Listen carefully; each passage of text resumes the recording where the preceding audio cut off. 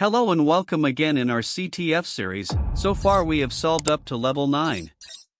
In this video, I will show you how to solve level 10. Let's log into level 10 server using username Bandit10 and recently found password.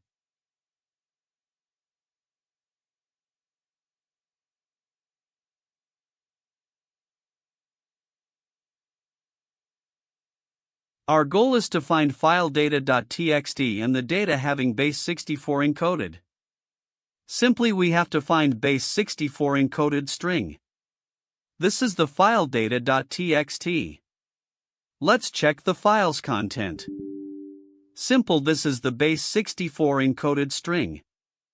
But this is not our flag. To generate our flag, let's decode that base 64 encoded file in human readable form. And that's it. We have our flag, it says the password. Save that password in your notepad, it will be used for next part. To solve level 11, please check out my next video.